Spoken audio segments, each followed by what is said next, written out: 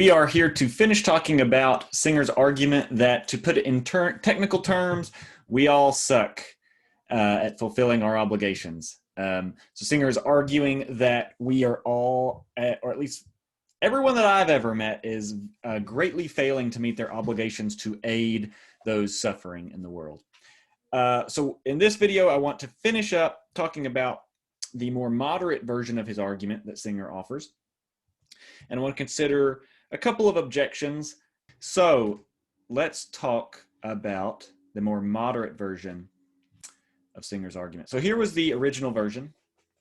Now, we got a little into the weeds. Singer realizes that this is a very abrasive argument with a very abrasive conclusion. To see how that conclusion is abrasive, well, that's actually not what I was looking for, but to see how it's abrasive, it doesn't just entail that we ought to prevent this person's death by donating, let's assume, 39 cents a day, okay? Because in the end, that's not that crazy. It wouldn't be a huge sacrifice for me to donate 39 cents a day. It's the cost of a cup of coffee, after all. But where you really start to realize, like we mentioned in the last video, that this is a pretty surprising, uncomfortable argument, is that it doesn't just apply to one donation. Because what you see when you consider the principle in premise 2 is that you should keep donating until you have to sacrifice something that is of comparable moral significance to death. Okay, so it has to be in the same ballpark of the importance of death, or in the importance of having your life saved, to the goodness of a life. It doesn't have to be that you have to die with your next donation in order to stop, but maybe you have to get close, right? You have to be in the same ballpark as death with your next donation for it to be justified, morally justified, for you to not make that donation. So you definitely have to give up the movies and eating out, and really even eating healthy at home, even really eating anything than the bare minimum at home. Probably you have to give up eating 3 meals a day. You have to give up your gym membership. You have to give up going to college, probably. You have to give up most things except for bare sustenance, ultimately. So that's when you realize that 2 applies more broadly than just in this particular case to this particular person, saving this particular person. That's when you realize that this is a pretty crazy argument. And when I say crazy here, again, I'm meaning very, very surprising and uncomfortable. It doesn't mean it's unsound. Okay, so Singer says, okay, for all you limp-wristed people out there who can't just take the truth, I offer you a moderated form of the argument. And the difference here is in bold. And it's a weaker version of the argument that entails that we have to sacrifice less. Still a lot, but less. So the principle in 2 now says, instead of we have to keep donating until we sacrifice something of comparable moral significance to death, we have to keep donating until we sacrifice something morally significant at all. And so it seems like there are going to be lots of cases, he would argue, and as he argues here, as I have represented here, lots of cases where we can donate and we can save someone's life, but where we actually wouldn't have to sacrifice anything of any moral significance. It doesn't contribute substantially to the value of our lives at all, what we would donate. So that's what premise 4 says. There's going to be lots of cases where we don't have to sacrifice anything of moral significance. And that is plausible too. Premise 4 is plausible, that is, because most of us have disposable income that we're using on things that don't really contribute to the value of our lives. Think about it for a second. If you want to take a pause and think, what is it that makes a life good, right? What is it that makes a life good? What would make my life good? And think about it and, really reflect on it. I don't mean what would make your life easy or what would make your life pleasurable. I mean, what would make your life good? Talk about your ultimate goals in life, that sort of thing. What you would like to have accomplished or done or lived into when you're lying on your deathbed. And you might say things like, well, raising a family, being a good dad, being a good mom, being a good daughter, being a good son, being a good fulfilling all of my family responsibilities in general, being a good friend to my friends, succeeding in my career. Maybe I'm a little less sure on that one. I would like no one. There's this moment on 30 Rock. It's a show. It's kind of in the past now. It's something I watched in college, where it's one of the jokes, the running jokes, is that the boss at GE is this, raging capitalist, and he really admires his boss. And his boss is on his deathbed, the owner of GE. And he says his last words are, "I just wish I had made more money." And so no one's doing that, right? No one thinks that, money is essential, is like the deepest part of the good life. So we're thinking about what would make your life good. Now, that doesn't mean that money is not instrumental to the good life. So I'm not saying that it's not good at all.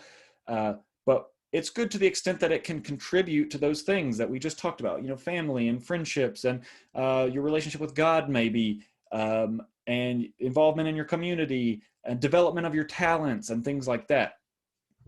Again, I'm trying to name as many as I can. I'm not saying all of these are part of the good life. And now, money can advance those things, right? It can help your relationship with your kids. You might, if you have enough money, you might not have to work 70 hours a week. You can spend more time with your kids. If you have enough money, you can buy nice gifts for those people you love. That's important to showing someone that you love them, et cetera, et cetera. However, a lot of people, now not everybody, there were definitely long periods of my life where this probably wasn't true for me. A lot of people have enough money to do all of the things that money can do towards a good life, and then they have money on top of that. Okay, that's what Singer is thinking here in premise 4, is that I could actually save someone's life with money that otherwise wouldn't contribute to the goodness of my life. It's going to get spent on, going to a slightly more expensive restaurant rather than a pretty good one, right? It's going to get spent on a 12th pair of shoes. It's going to get spent on lawn care when I could just mow my grass myself. It's going to get spent on things that, again, do not really make our lives any better, or if better, just almost immeasurably so. So in this moderated version of the argument, Singer is arguing, you ought to donate until you have to sacrifice something morally significant, until you have to sacrifice your kid's guitar lesson, which, I don't know. Again, again, what's morally significant depends on your vision of the good life. If you think that developing your children's talents, musical talents in particular, is important for the good life, then yeah, you don't have to give away money that would otherwise go to your kids' guitar lessons. You do have to give away that money that goes to your 12th pair of shoes on this moderated version of the argument. So here's just summing up one thing I've been circling around here for a second. Both versions of the argument entail that we ought to give money to save somebody's life, but the moderate argument can just be repeated fewer times, right? Like I can stop giving earlier, right? On the moderated version of the argument, because I hit a point of sacrificing something of moral significance long before I hit the point of sacrificing something of moral significance comparable to death. Okay, so here's your two versions of premise 2 just to compare. Okay, so let's talk for a little bit. I'm going to stop sharing this screen at least. Those are the two versions of Singer's argument. If you really want to get that sort of motto version of it, just think back to the kid in the pond case. If you think you have an obligation to save the kid in the pond, then why don't you have an obligation to save the person starving 1,000 miles away when it's just as easy, right? Just as easy.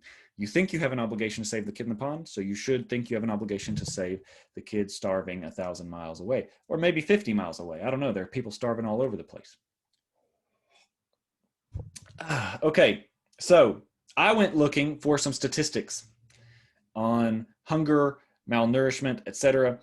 It is astounding. I think there are some estimates in the range of 600 to 700 million people every night go to sleep hungry. And there's similarly startling statistics about the rate of malnutrition, the rate of death by starvation, etc. None of that is surprising, so I'm not going to dwell on those statistics or throw those up on the screen. What was surprising to me, surprising particularly because of the kinds of commercials that were being parodied with that SNL skit, was the cost people estimate of saving a life. So let me share my screen with you for a second. Okay, so this is a site called givewell.org. And one thing that they do is they talk about cost effectiveness of charities. So let me show you one statistic before we talk about, let me just show you the sort of bottom line here. Here we go, right. Shoot. Right, here we go.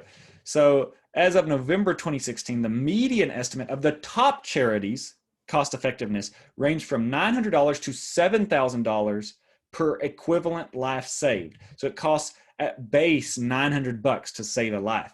Maybe, and that's with the most effective charities. So that's the ones that they don't spend a lot of money on administrative costs. They don't spend a lot of money, you know, taking clients out to fancy lunches and things like that, taking donors out.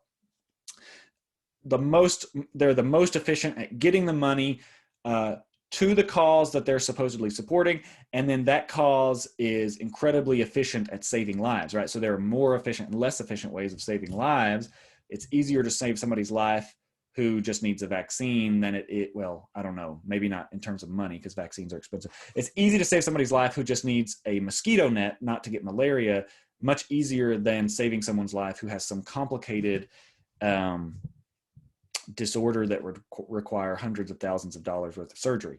And so this is best case scenario, the ones that take causes that have easy problems to solve, or at least cheap problems to solve, and also funnel the highest percentage of their money possible towards solving those problems as opposed to other stuff. And still the best case scenario is 900, and some of those top charities are $7,000 per life saved. So it's really much more expensive than the cost of a cup of coffee a day to save that life. Now you might wonder, well, how is that possibly true? Because, you know, I just bought a 20-pound bag of rice. This is true. I did this after the winter storms because I don't want to be caught flat-footed again, for like freaking $6 or something. I don't know how much it exactly was, but I bought a bunch of rice and beans for like a worst case scenario type situation in which we can't leave the house for a couple weeks. And it was like 20 pounds of rice and like 20 pounds of beans, and it was like $30. So how could it be $900 to save a life? Well, here's what Peter Singer says. I'm going to show you this. I'm just going to read you this one paragraph right here. Take bed nets as an example. So the initial figure given on bed nets was, let me see if I can find it. Oh, here we go. It's in this very paragraph. They will, if used properly, prevent people from being bitten by mosquitoes while they sleep, and therefore will reduce the risk of malaria. But not every net saves a life. Most children, oh, I'm sorry, I need to pause for a second. Go up 2 paragraphs here. In its literature, Nothing But Nets, which is a foundation to provide nets, mosquito nets for people in malaria-ridden countries, mentions that a $10 net can save a life. If you give $100 to Nothing But Nets, you have saved 10 lives, they say. So it's $10 to save a life, they say. But not every net saves a life. Most children who receive a net would have survived without it, right? So all you're doing is reducing a very small risk of getting malaria. Jeffrey Sachs, attempting to measure the effect of nets more accurately, took this into account and estimated that for every 100 nets delivered, one child's life will be saved every year. Sachs estimated that on average, a net lasts 5 years. If that is correct, then if you pay $10 per net delivered, $1,000 will save one child a year for 5 years. So the cost is $200 per life saved. And this doesn't consider the prevention of dozens of debilitating but non-fatal cases. So you're just talking about saving a life, them not dying. But even if we assume that these figures are correct, there's a gap in them. They give us the cost of delivering a bed net, and we know how many bed nets in use will save a life, but we don't know how many of the bed nets that are delivered are actually used. And so the $200 figure is not fully reliable, and that makes it hard to measure whether providing bed nets is a better or worse use of our donations than other life-saving measures. Okay, so $200 per life saved is crazy optimistic, because that's assuming that all the bed nets are used, right? And that's certainly not true. Probably a lot of them never make it there. And of the ones that do, probably a lot of them never get used. They get delivered to houses of people who think they don't need them, or who don't want to sleep underneath the net or whatever. So again, that's how you can see, you don't see exactly how they get to the $900 to $7,000 figure, but you see how it could easily get there, right? You see how it, in principle, it could get there. So far from the cost of a cup of coffee a day, an incredibly absurdly cheap cup of coffee a day, it actually would be a very serious percentage of your income just to save a single life. So what does that mean? Well, it means that this, let me reshare just so that we can see this. It means that if we go up even to the original argument, it might be that for a really rich person, they, even assuming it costs $7,000 to save a life, a really rich person could save lots of lives without sacrificing anything of comparable moral significance. I think even on my meager salary and being a single income household, at $7,000, what would it take before I'm sacrificing? Maybe I could save one life before I have to sacrifice something of comparable moral significance. I think I'd have to squeeze and skimp and save. And even then, if I went for a second one, I probably wouldn't be able to pay the mortgage. And then being homeless probably is of comparable moral significance. I don't know. It might not be of comparable moral significance to dying. I don't know. So that's where it kind of gets a little fuzzy, right? It's really, really bad. Is it in the same ballpark of badness as dying? I don't know. I'm uncomfortable saying yes, but I'm also uncomfortable saying no. Okay, so to think about this in other terms, this could provide us a very serious disanalogy or important difference between the baby in the pond case and the donation to charity case. Because what we said about the baby in the pond case was, come on, it only takes 30 seconds to walk over there, save the kid, and maybe you walk the kid out and give it over to, I think you can, actually there are things called Moses laws now where you can drop that kid off at a fire station or other designated locations in any town, and it's no questions asked, you just leave the baby there, whether it's yours or whether it's not. They enacted these laws to prevent babies being killed or left in dumpsters or things like that. Sad, but that's the state of things. So anyway, max it'd take you like a couple hours to get rid of this kid at a fire station or a hospital. And we said it would cost you like the $40 that your shoes cost. Well, hold on a second now. $7,000 is very different from $40. So that's a very serious disanalogy between these two cases. Even $900, even $200 if on the optimistic mosquito net estimate, the absurdly optimistic, according to Peter Singer estimate, is very different from $40.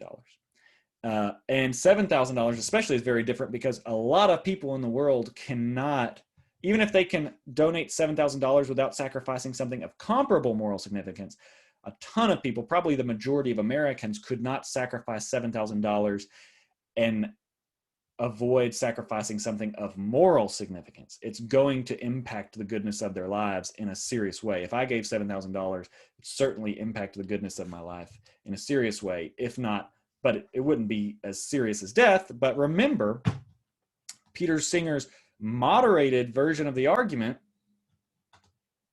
here we are, says, so again, let's just take the moderate version. If we assume this version, then I have no obligation to save a life right now because I cannot donate $7,000 without sacrificing something of moral significance.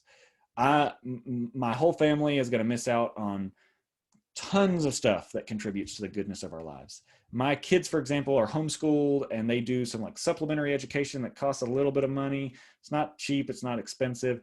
They certainly couldn't do that. So they'd miss out on educational benefits and a host of other things. It might be true that if we take the strong, the 100 proof version of the argument, I'd have to save one life. But that's, again, very far from me having to save a ton of lives, right? So, but again, the important point here is if we take the moderate version of the argument, it actually turns out that just based on this one empirical fact that it costs a lot of money to save a life, it doesn't entail that the majority of normal people have any obligation to do that. Okay, so that's one objection. I'm not super satisfied with that objection because here's the thing. Peter Singer could just argue, well, look, there's lots of things that are morally significant that are not dying, right? So you can do a lot of stuff for really cheap, stuff that's not saving someone from death. So the principle is still the same. If you can do something very good without sacrificing something in the same ballpark of goodness, you should do it. And even, I'll tell you what, like in terms of doing good, my money could certainly do way more good or not spent on me and my family than if we did spend it on us, right? I'll give you an example. My son once burned his face by pulling hot tea down on himself. And he had to go to the hospital, and all told, we had insurance and everything, pretty good insurance, and it still cost us $1,000. And he got morphine, and there was a plastic surgeon there who didn't do anything but came in to consult to see if he was going to have to do any, or if he recommended any reconstructive surgery. It was really bad. But in the end, it was Aquaphor, which is basically like Vaseline. So it was like this whole side of his face was burned, and the top layer of skin was just gone. But we would just put this Aquaphor on it for a few days, and kid skin is like a miracle. And he was totally healed in the matter of a week. You could barely even tell anything happened. So we spent $1,000 just to make sure everything was okay and to give him a little morphine because he was in horrible pain. Could I have done something else with that $1,000 that was significantly more morally significant? That would have created much more goodness in someone else's life? Oh yeah, you bet I could, right? On some of those really good charities, I could have saved a life, right? On the $900 floor, right? If the most cost-effective strategy or the most cost-effective charity can save a life for $900, I could have saved a life with that money, a life and then some, right? Because I think it was about $1,000, maybe $1,100. So I'm not satisfied with this response because you still can't get out of having really surprising obligations. I don't think this is the ultimately foundational response that we should make to Peter Singer's argument if we're worried about having to neglect our obligations, our special obligations in life, like to our children, to our friends, to our family, to our communities, right? Because I don't want to say that I should give that money away rather than spending it on my son. I would have been a bad parent if I had done that. I would have been a worse person for doing that. I'm a better person for spending that on my son. No one should even think as they're driving to the hospital, should I spend this money on my son or should I send it somewhere else? Okay, so where that ultimately leaves us, and we'll end in just a few minutes, is this. I think ultimately the problem is going to rest on that second premise, whether you take the original version or the moderated version. Ultimately, this premise rests on a claim called consequentialism. That is, you ought to do whatever maximizes net goodness in the world. The reason Peter Singer endorses premise 2 is because he thinks you should do whatever is going to produce the most goodness overall, not just for you or your family, the most goodness overall. So if your dollar could do more good for someone else than on yourself, you should spend it on them because you're not worried, again, on consequentialism. You're not worried about who the goodness is for. You want to maximize net goodness. It's sort of like GDP, right? In America, we want to maximize GDP. GDP could be maximized a number of different ways. It doesn't depend on who exactly is making the money. As long as people are making that money, it contributes to that GDP. Similarly, consequentialists don't care about who the good is being done to. We need to maximize net goodness. And so if you could do more goodness for someone else than you could for yourself, you ought to do it for them. So that's ultimately the view that's underlying this second premise. If you think, as I do, that Singer's argument is his conclusion can't be true because it entails that we really can't have special obligations like to our children, to our siblings, to our parents, to our friends, to our communities, then really premise 2 is where to target, and really consequentialism is where ultimately to target, because Premise 2 ultimately depends on consequentialism. So the question is then, as we end this week's sessions, are there cases where you shouldn't do the most good you can do? All right, and I'll leave y'all with that.